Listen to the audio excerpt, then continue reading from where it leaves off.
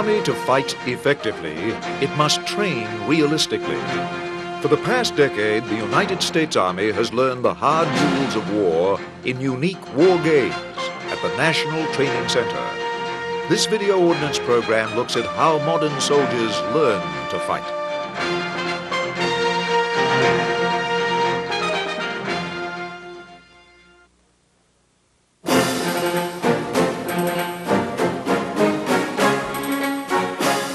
For centuries, armies have practiced the difficult art of war by peacetime training. The more realistic the training, the more effective the learning. Modern mechanized warfare has proven especially difficult to practice with its vast scale and its complex blend of infantry, armored vehicles, artillery, and aircraft. In the 1970s, advances in laser technology opened new opportunities to safely and realistically simulate modern weapons during training. Like a modern gun, laser beams travel in a straight line and hit with pinpoint accuracy. Unlike a gun, low-power lasers do no damage to the target they hit. This led to training systems such as MILES, the Multiple Integrated Laser Engagement System. It consists of two elements, a laser which fires a beam at the target, and laser detectors, which determine whether the soldier has been hit. Right, the MILES harness and the halo is simulated for battle purposes to tell when a soldier gets shot or injured. Because every weapon, like the M16 here, has a laser when it's fired and sends out a beam. And when the beam hits any one of these little black sensors here, and you have a buzzer right here that'll go off, and you can't shut it off by yourself unless an evaluator comes and shuts it off for you. And that goes the same with the halo right here. If it hits you in the head anywhere here, then it automatically sets off this sensor right here, and you're dead. Traditional methods of war games were little removed from children's games of cowboys and Indians, with soldiers arguing which side had triumphed. The ruthless realism of MILES means there can be no argument. The real thing is that there's no question of who shot you. It's not somebody's judgment call, well, he shot you first. I mean, first draw wins if you're on target. Realism is enhanced by coding the laser signal. Each type of weapon, from the infantryman's M16 rifle to the massive 105mm gun on the M1 tank, has its own special laser code. This prevents an M16 rifle from destroying a T-72 tank during a war game, an outcome which could not possibly occur in a real battle.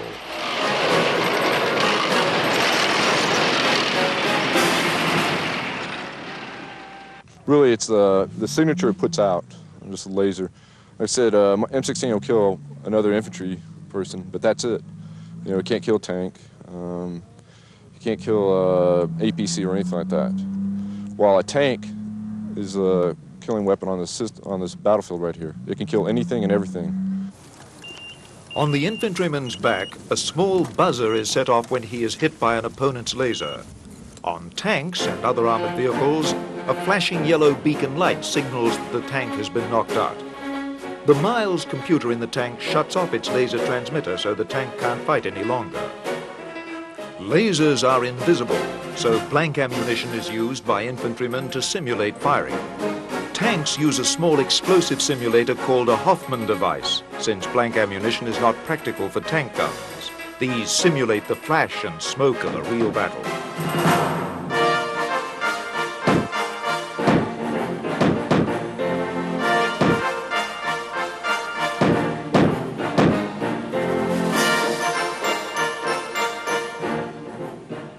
Generally, these lasers have very good fidelity with real systems, and if you get killed, you would have been killed by a real system.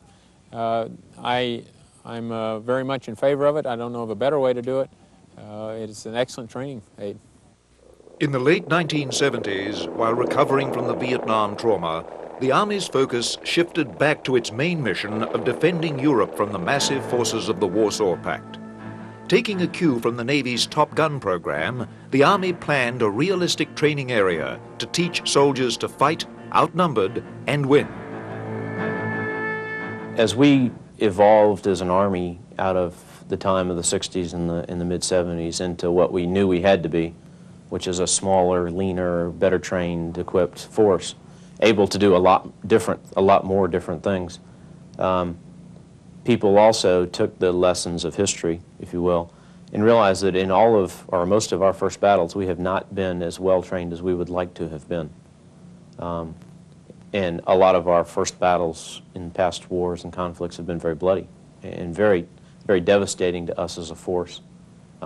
So rather than going into our first battle and learning the hard lessons there, the leadership of the Army, and very wisely, again, in my opinion, because I wasn't even in the Army when this place was thought of the first time, to develop a place where we had absolute freedom of maneuver, freedom from the restrictions that we have on our home station posts, both here in Europe, Korea, and elsewhere in the world. That we had unrestricted airspace up to a high level so that we could introduce both Army aviation and Air Force close air and air interdiction type air, where we had the ability to shoot live fire, and where we had the ability to have a dedicated opposing force trained in the doctrine and tactics of a variety of potential enemies who were very well trained and very well equipped and very well led, so that we could put all those things together into an absolutely unrestricted, as close to free play as we can get without getting into actual fight, using modern engagement systems to replicate modern combat as best as we can. And we sort of did it based on a lot of models, both our own battles in the past and some more recent wars and conflicts fought by other people. The desire for more realistic training was fused with the new laser training technology to form the National Training Center at Fort Irwin. Fort Irwin is located in southeastern California in the Mojave Desert south of Death Valley. It is a harsh environment, nearly barren but for a few coyotes and scorpions. Fort Irwin has provided the setting for the Army's most realistic force-on-force training since the early 1980s.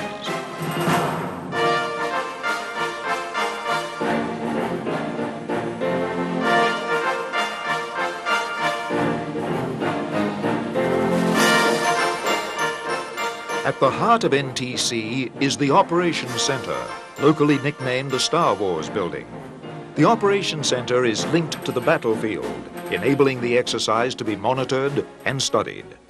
The Star Wars Building is primarily used to monitor the brigade operations out in the field. And our primary job here is to monitor operations and be able to graphically take a look at the operations and provide some feedback to the player unit by virtue of tracking their systems out in the field and taking particular shots, that we call them, of certain operations that occur, so we can provide them that feedback.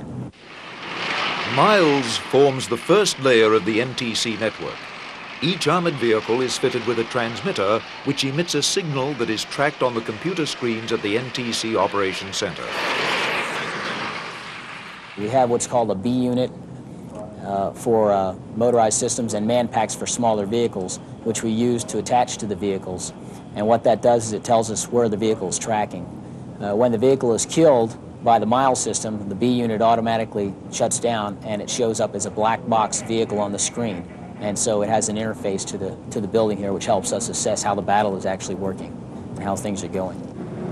The ultimate purpose of recording the battle is to prepare an after-action review for the visiting units engaged in the mock battles. The purpose of an after-action review here at the National Training Center is to facilitate for the unit that's out here to bring out lessons learned, what was done in the battle, what was done right, what the unit did not do, and then ask the question why. Why did it happen or why did it not happen? One of the things that we don't do here is critique as far as like a hard and fast evaluation. You failed to do this or you did not do that. We try to get the unit to self-discover, if you will, the reasons why, so that they can walk away with some lessons learned and take those lessons back to their home station so they can apply it in their training program back at home.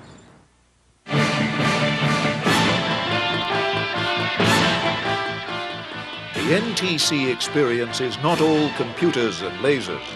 The other critical ingredient is a realistic enemy force to fight the visiting unit. Here at NTC, the enemy force is called the OPFOR, an acronym for Opposing Forces. The OPFOR is patterned on the Soviet Army. They use Soviet tactics and battle formations. The Soviet pattern was selected due to the Army's concentration on its Central European mission in the late 1970s and early 1980s, when the NTC was founded. In 1990, with tensions declining in Europe, the OPFOR began preparing an alternative pattern based on Middle East armies, like the Iraqis. Still, the existing Soviet pattern proved helpful, since so many Third World armies have been equipped and trained by the Soviets. The OPFOR troops differ from actual Soviet soldiers in one important respect. They are far better trained. The OPFOR is no paper tiger. Many feel that it is the best mechanized unit in the entire U.S. Army. In general terms of an opposing force, this has got to be the best trained, best led, and best equipped enemy force that will fight. This is their home turf, and that's certainly an advantage, but they have a very high esprit, and if you've talked to those guys, you'll know that. They're very proud of what they do. They like what they do, and they're told from the day they get here that they're special. And that's very important, because if you tell somebody that long enough and treat them that way, then they feel that way. They hate to lose. The OPFOR hates to lose.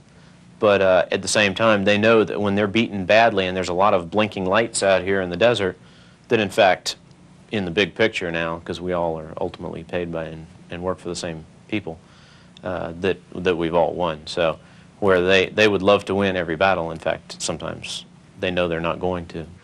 The troops who face OPFOR soon realize they are facing a tough opponent.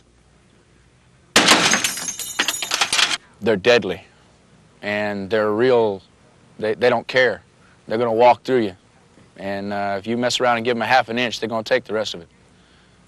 They'll kill you. The OPFOR uses tanks modified to resemble standard Soviet armored vehicles. These visually modified vehicles, called Vismods, are mostly built on surplus M551 Sheridan light tank chassis. The Soviet T-72 tank forms the inspiration for the OPFOR tank force. Unlike the thickly armored Soviet T-72, the OPFOR's T-72 Vismod has a turret shell made of fiberglass. The heart of the Soviet mechanized formations is their BMP-1 infantry combat vehicles. The OPFOR's BMP Vismods cannot actually carry an infantry squad, but visually duplicate the BMP on the battlefield. Soviet mechanized columns are protected from air attack by ZSU-23-4 anti-aircraft vehicles. The OPFOR Vismods are remarkably similar in appearance, even though their fearsome array of 4 23mm cannon are nothing more potent than simple steel pipes. The BRDM-2 is the mainstay of Soviet reconnaissance and anti-tank units. The OPFOR BRDM Vismod is based on the Humvee 5-quarter-ton truck. But it is not the equipment which characterizes the OPFOR, but their relentless training. The OPFOR conducts mock battles week after week, giving them a special home court advantage over visiting units from distant bases. We know the terrain. Command and control is very simple. In fact, everything around here is kept to a simplicity, everything around here. So it's whether, like I said, command and control, radio traffic, maneuvers, anything that we have to do is first is walk through, such that everybody understands it, such that if the key leaders are killed, everybody knows they can still keep on attacking and all this. And like I said, the last thing is knowing the terrain. And since we know the terrain, we know where all the washes are, the hills, what we're talking about, where we have to go. So consequently, we had the advantage over them. The OPFOR units not only have the advantage of training and terrain, they often have numerical advantage. The purpose of the NTC is not to stage a fair fight between equals. It is to subject the visiting team to an experience which mimics the real confusion and stress of modern war. This is a very stressful place. You have stress of the environment, which is, as you're out there today, there's not much joy out there in terms of living out there. There's stress in terms of the effects of the battles, time, the lack of sleep. Sometimes you don't always get a hot meal when you think you're supposed to, or your body thinks you're supposed to. And then there's the stress of being told that maybe you're not as good as you thought you were, or that maybe there are some things you need to work on that you didn't think you needed to work on. And that can be a very up close and personal experience for guys, particularly guys in our profession who by nature are very prideful and have a lot of esprit in their units, and nobody likes to be told that they're wrong or that they don't know how to do something very well. So it can be a very humbling experience too. On a cool November afternoon, we visit the base camp of the OPFOR as they plan an attack on a visiting Blue Force unit from the 4th Infantry Division from Fort Carson, Colorado. The OPFOR headquarters is located in the cusp of a rocky mountain to keep it hidden from the prying eyes of enemy scouts. The headquarters of the OPFOR 32nd Motor Rifle Regiment presents a thorough briefing to its unit commanders who will lead tomorrow morning's attack. The 32nd Guards Motorized Rifle Regiment will conduct an attack on the march through units in contact in the southern corridor. To orient you to the map for the operational graphics and control measures used for this operation, the operational area consists of northern boundary TV Hill, Teefert Mountains, John Wayne Foothills, and Hill 824. In the south, the southern boundary consists of the Hill 909 Complex, the Southern Wall, the Whale, and Red Pass. Phase lines used for this operation, LDLC is phase line RIP with named phase line in sectors. Smash, grind, kill, cut, stab, and crush. I say again, mission, 32nd Guards, Motorized Rifle Regiment, attacks through units in contact, 17:06:30 hours, November 90, to destroy enemy forces in zone to seize objective Remagen at vicinity November Kilo 5709er. Execution. I'll now be followed by the regimental commander with his intent. Our mission is to seize and secure objective Remagen. My intent is to conduct a rapid penetration at a point of weakness in the enemy's defense.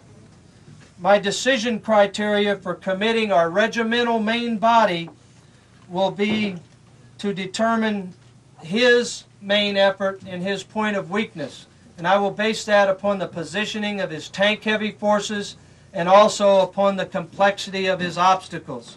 Significant factor for us is to maintain mass and to maintain tempo, regardless of the direction of attack that we take. We will attack through the Langford Valley with our first echelon forces, followed by the second echelon.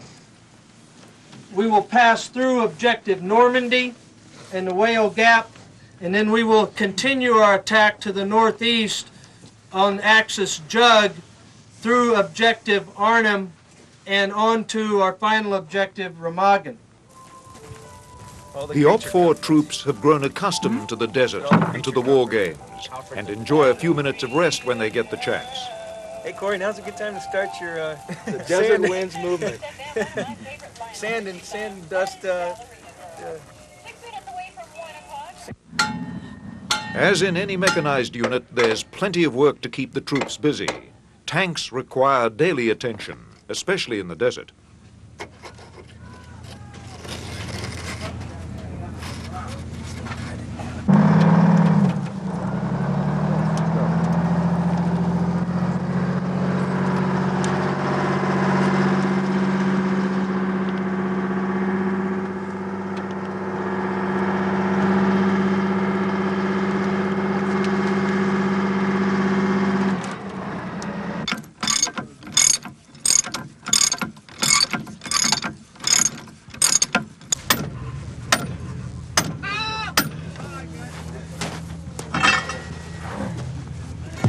still. With a hard day's work done, most of the Op 4 troops bed down for the night. But there's no rest for the scouts, who head out into the desert to reconnoiter the enemy Blue Force positions as a prelude to next morning's battle.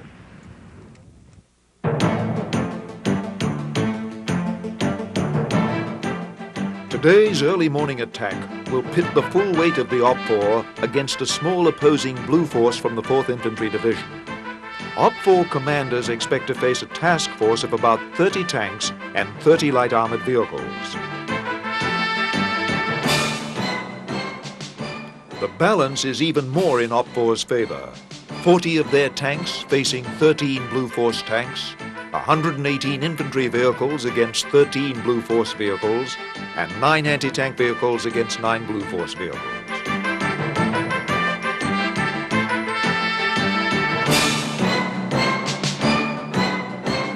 The Op 4 attack will begin with a feint by a forward detachment into the northern sector of the battle area, nicknamed the Valley of Death. The forward detachment numbers about 25 armored vehicles. Then the main attack will come in the south, through a mountain pass between Furlong Ridge and a small mountain nicknamed the Whale. Small skirmishes by scout units the night before have preceded the main battle. Reconnaissance is an essential prelude to battle. If your recon is good, you will know exactly what the enemy's doing, and you can plan on several contingencies in case your initial plan doesn't work. If they deny you your recon, then you just have to make a guess at what they have. And a guess, when lives are on the line, is not adequate. At 05:30 in the morning, the Op 4 forward detachment begins its attack into the Valley of Death. The Op 4 commander hopes to lure the bulk of the Blue Force into the northern sector, while his main force crashes through the Furlong Whale Gap. The Blue Force commander is not fooled. Team Reaper, a small force of armor supported by Cobra helicopters, decimates the Op 4 forward detachment after they become bogged down in a minefield. At 06:30, we head out with the main Op 4 battle group toward the Furlong Whale Gap. The force heads out in narrow columns. The dust kicked up by the lead tanks will obscure the tanks following behind, making it difficult for the Blue Force to gauge their size.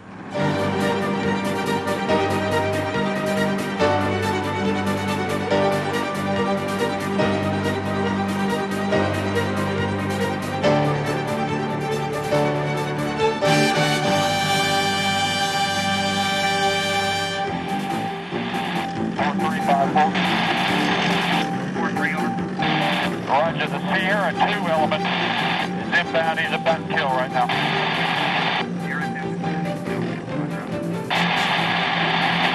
Mike, this is Steph. Oh, Mike. Sierra, phase 2 and kill now. Roger, go, Mike. That's Steph. Roger, what is update BP2? We observe Victor's there. What's the status? I don't know. I'm trying to get that from Zulu. He's trying to give me a count at BP3 and BP2. Roger, we can see Victor. The Blue Force commander sends out scout helicopters to determine the location and direction of the main body of the attacking Op 4.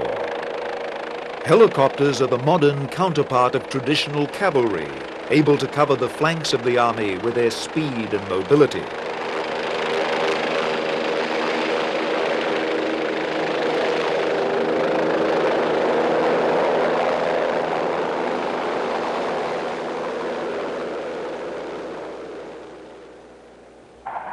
News from the helicopters prompts the Blue Force commander to call in air support.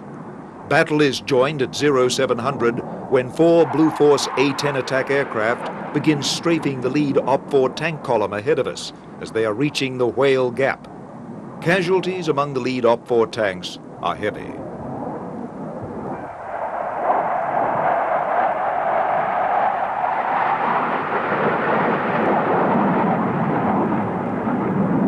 The first Op 4 tanks in the Whale Gap are destroyed by mines. In moments, laser beams crisscross the desert in invisible fury as the two opposing armored forces begin their laser duels. Back up, I'll be with you shortly. Get your mass together and look for that Mike 1. Roger. Roger, I'm down to a 1-2, break. Took out 3 APCs, break. 3 ITVs. 1-5, Roger. Look for that Mike 1. Gotta take that guy out, you're sitting in the open. Get moving, get looking for him. Over a mile away, the Blue Force M1 tanks swing into action in an attempt to repulse the OP-4 attack. All right, pick it up, 2-6. 2-6 Tango, we'll go over. 2-6 Tango, 5-0, let's get out of here. Tango over. Roger, once we get up into some cover up there, we'll regain our mass and then we'll continue lightning to X-ray. 2-0 Bravo, 2-6 Tango, engage destroyed, 1 ITV, over. Keep it moving, 2-6. 2-0 Bravo, 2-6 Tango, just engaged 2 Mike 1s in the trains. They are both deceased at this time, over. Roger, good shooting. Move up, 2-6. 2-6, look over. They came through and hit the obstacle. The Whales Gap itself was smoked. They came through, the first couple of vehicles came through 4 or 5 at a time, and we hit them. Then the masses came through. And what they did is they found out where we were at from where we were shooting, fixed us, held us in place and got our attention there, and the rest of them just came around them to the left flank and just walked right on through. And that's the doctrine that it should be. My gunners, we picked up 6. We killed 6 vehicles before they walked on us. They don't just come at us in mass and you know, if they get killed, say the devil with it. They get out there for individual tanks and they'll fight you. They'll fight you one-on-one. They've studied the Soviet tactics and they work on it. And then when they come at you, they mean business. I mean, it's not like a bunch of vehicles coming at you and saying, okay, well, you killed me, no biggie. No, they'll maneuver, they'll zigzag, they'll come at you, they mean to kill you. It seems like they come out with an attitude that they're here to just wax everybody that's in front of them. It's not like they're just here like a training tool. They come out here to train, they come out here to kill you, and they mean it. After a half hour of fighting, the OP-4 has overwhelmed the Blue Task Force and charges ahead.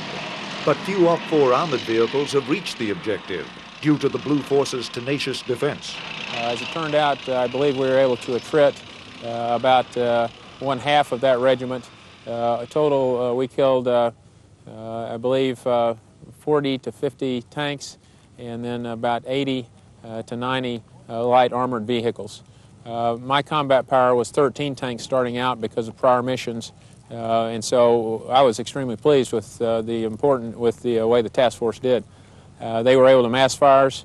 They were able to reposition within the battle sector.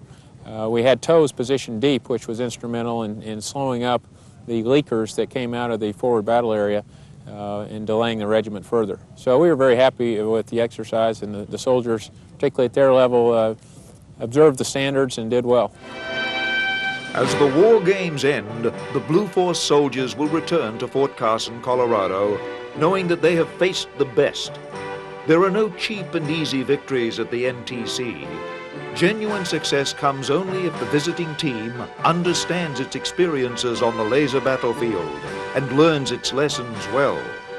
In actual combat, these lessons would come at a high cost in men and machines. Priceless lessons in bloodless battles are the real victories of desert war games.